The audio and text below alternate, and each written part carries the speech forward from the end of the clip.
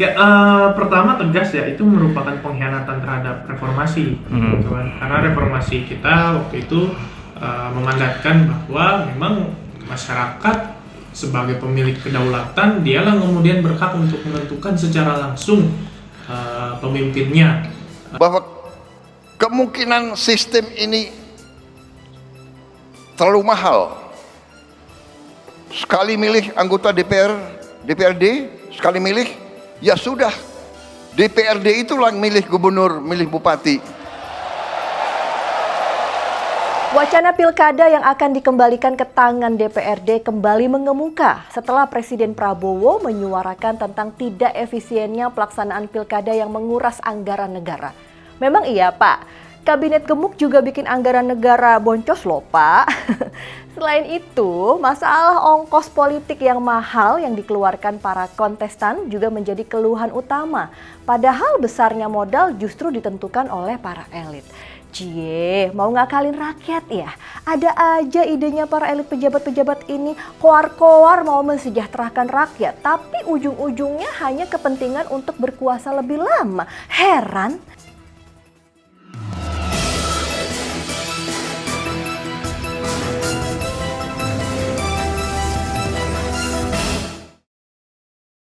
Sebelum kita lanjutkan, kita ingin lihat lagi nih, seberapa besar sih anggaran yang dikeluarkan saat pilkada dilakukan? Dari laporan Kementerian Keuangan 20 September 2024, alokasi anggaran yang dikeluarkan untuk penyelenggaraan pilkada sebesar 37,52 triliun rupiah.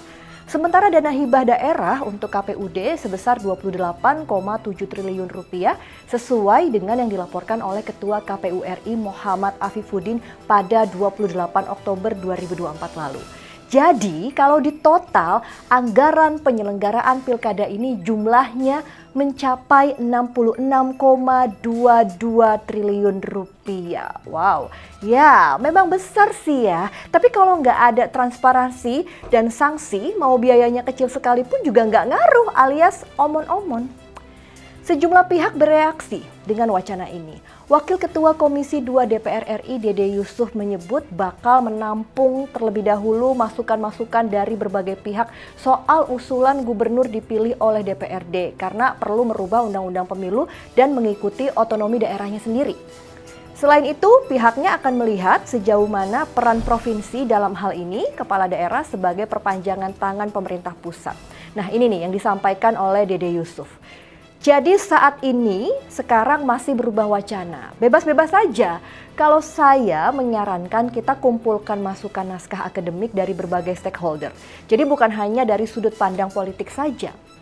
Sementara Menteri Dalam Negeri atau Mendagri Tito Karnavian mendukung ide Presiden Prabowo Subianto yang mengusulkan pemilihan kepala daerah atau pilkada dikembalikan melalui mekanisme di DPRD. Tito menjanjikan bahwa usulan pilkada di DPRD ini akan dibahas secara serius di bawah kementeriannya, mengingat aturan mengenai pemilu kepala daerah ini sudah masuk program legislasi nasional atau Prolegnas 2025. Wakil Ketua Badan Anggaran atau Banggar DPR RI Jazilul Fawait juga mengusulkan agar pilkada di tingkat provinsi untuk memilih pasangan calon gubernur dan wakil gubernur dilakukan melalui DPRD masing-masing provinsi, bukan lagi dipilih oleh rakyat secara langsung. Alasan yang disampaikan juga terkait mahalnya biaya yang ditanggung negara. Pilkada 2024 misalnya, pemerintah harus mengeluarkan biaya lebih dari 1 triliun rupiah untuk pilkada Jawa Barat saja. Nah ini yang disampaikan Jazilul.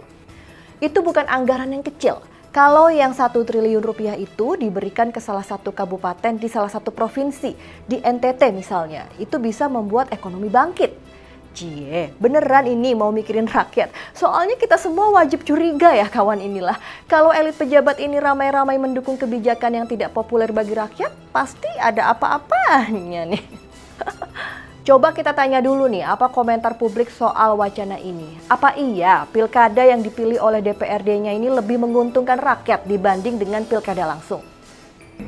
Uang ini kan sebenarnya nggak bisa dilihat dari satu sisi masyarakat aja, tapi juga dilihat dari kapasitas pemimpin, calon-calon pemimpin. Nah, harusnya kan kita kan ada sistem. Nah, kalau masih terjadi itu berarti semuanya gagal. Nah kan, banyak jawaban masyarakat yang kurang sepakat dengan wacana itu. Perlu dipikirkan lagi apa dampaknya buat rakyat. Apalagi Pak Prabowo membandingkan pilkada di tangan DPRD ini dengan negara lain seperti di Singapura, India, Malaysia yang jelas-jelas secara sistem negara ini sudah berbeda. Aduh, bagaimana tuh Pak Presiden? Gak apple to apple kalau kata anak zaman sekarang. Sementara Partai Demokrasi Indonesia Perjuangan atau PDIP menentang wacana yang digulirkan Presiden Prabowo Subianto soal dikembalikannya kewenangan DPRD memilih kepala daerah.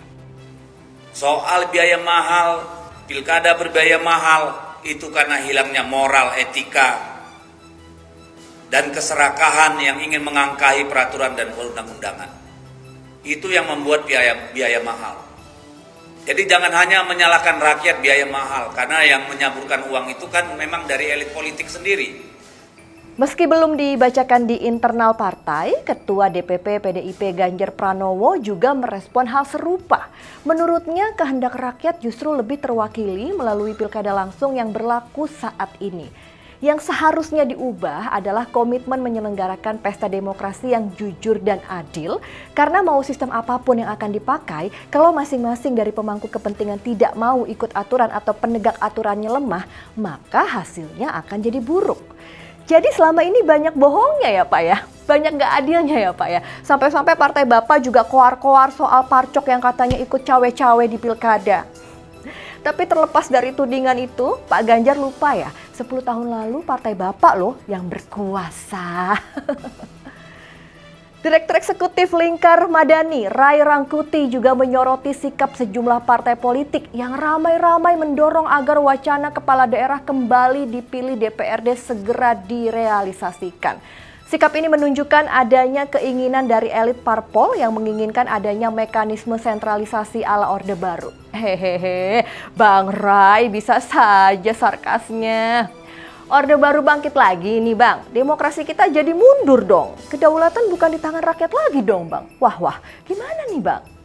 Ray menambahkan alasan mahalnya biaya pilkada berbanding terbalik dengan besaran dana kampanye para pasangan calon laporkan ke penyelenggara pemilu. Sehingga persoalan pilkada bukan di sisi biaya, melainkan kejujuran para elit partai politik. Artinya masalahnya bukan pada sistem, tapi pada perilaku.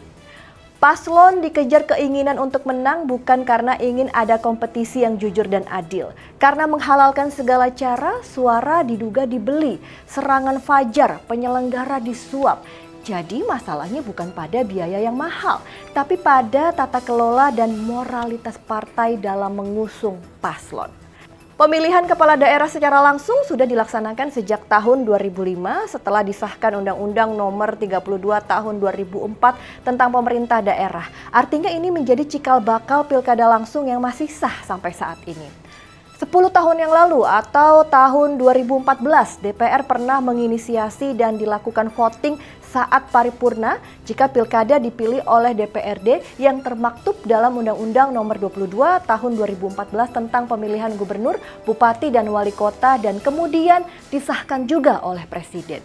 Tapi karena ada gelombang penolakan publik yang sangat besar, Presiden saat itu Susilo Bambang Yudhoyono mengeluarkan Perpu Nomor 1 Tahun 2014 yang kemudian Perpu ini disahkan menjadi Undang-Undang Nomor 1 Tahun 2015 yang kemudian menjadi pedoman bagi kita untuk menyelenggarakan pilkada langsung.